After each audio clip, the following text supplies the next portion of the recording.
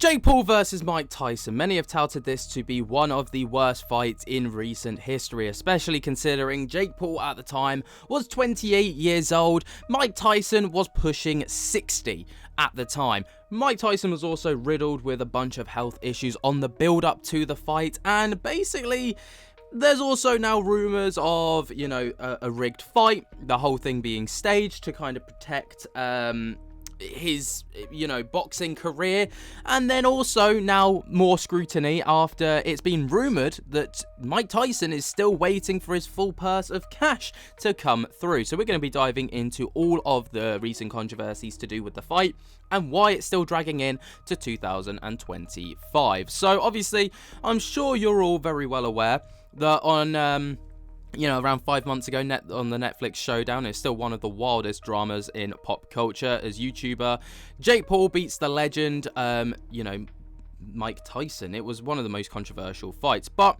let's set the stage. Jake Paul, 28, YouTuber OG, boxer since 2018 versus Mike Tyson, 58, the baddest man alive in his prime.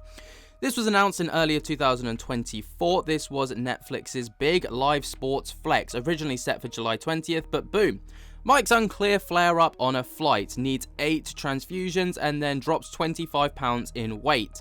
The fight's then pushed back to November 15th at the AT&T Stadium in Texas. Now, the hype for this is absolutely insane. Jake's obviously trash talking on X, and Mike's posting cryptic training videos on his social medias, showing that he is still physically in, some decent shape. And I'm not going to lie to you, he did shape up for this fight. Now, fight night obviously hits. It was 8 rounds, 2-minute rounds each, and it's quite short for pros, but Jake's bouncing, Mike's stalking, it goes the distance, as you can probably imagine. Netflix really trying to stretch this one out. Now, Jake wins by the decision. He got 80-72, 79-73, 79-73.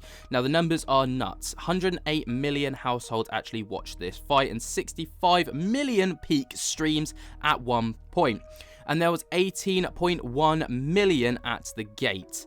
So it was obviously a huge fight. And this was the biggest US fight outside of Vegas ever. So as you can imagine, this was a huge commercial success. Not just for Netflix, but also for Jake Paul and Mike Tyson. And they made a lot of money. That's where the issues start to come in. But here's the catch. Mike lands 18 punches, which averages around 2 per round.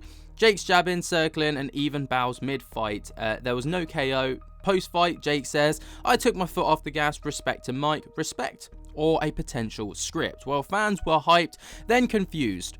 Drop a comment. What do you think? Did you buy the pay-per-view, or did you give it a miss? Anyway, cue the chaos. So X lights up with "It's rigged." Tyson threw it. Why? Mike Tyson looked slow, age, health, whatever. Jake didn't swing that hard. He bowed like it's a theater. Oscar de la Hoya posts on Insta, looked script. Bookings even a joke now. And many other people saying Mike Mitts in training, he didn't see the ring, conspiracy mode was obviously then activated. So fans decided that they were going to dig deeper.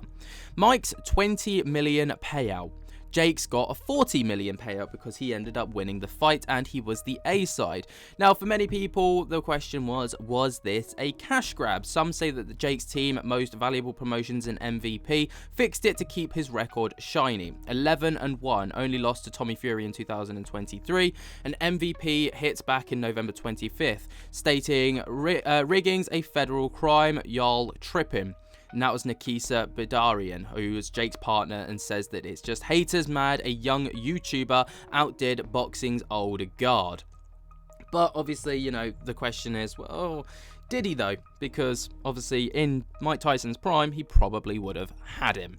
Anyway, but in Jake's words, quote, "I held back, didn't want to hurt him. Noble, or is that suspicious? There's no contracts leaked, no smoking gun, but still the optics. Mike's fatigue, Jake's chill, scream. A show, it basically screams a show to the half of the internet, the other half, Jake's legit, cry more, all the rest of it, right?" But here's the plot twist. In early 2025, Mike drops an absolute bombshell and says that he didn't get his full purse. Now, Jake's team shorted him, allegedly. No numbers, just vibes. Jake claps back on X, stating, "Delusional, check your bank, champ." And no receipts are yet to surface, but this has obviously been made personal now, and Mike's not yelling, just firm, and stating it's the principle. Now, obviously, that is where the big issues are cropping up, because obviously Jake Paul, Mike Tyson, big fight, 20 mil, 40 mil respectively, 60 mil in total, right, for the fight. I'm sure the overall winnings would have gone to, well, the winner. Jake was always the A side as well in this fight. Mike wasn't, so he was always going to be guaranteed a little bit more money. But still, Jake Paul walking away with 40 million. Apparently, Mike didn't walk away with his full 20 million as he was promised. Which, by the way, for one night, I know it's not one night's work, because obviously you've got all the training and stuff, but that's, pretty hefty. People are probably starting to wonder, well, did he shortchange him? And considering that, Jake's been going around social media calling out Tommy Fury, stating that he'll pay him 3 million for the fight, all the rest of it, it's making people wonder, well, has he actually got that money? We know he's got that money, but is he actually willing to give that money up when it comes time to it? Now, a lot of people are wondering, have Netflix got a part to play in this? Because obviously they are the ambassador to all of this. They hosted the fight, they, previewed it, they did everything on the build-up. Who pays the fighters? You'd arguably think that Netflix are the ones to pay the fighters. It's hard to state, but yeah. Obviously, this has got social media ablaze because people love Mike Tyson. People have a lot less love for Jake Paul. So you can imagine that people are kind of jumping down the throat of Jake Paul, stating, how dare you not pay this fighter, even though you took him basically as almost a pensioner and, put him in a ring. Now, Jake, Mike, he kind of held his own. He did well. But obviously, this was doomed from the start. The inevitable answer was always going to be that Jake was going to win. Just is.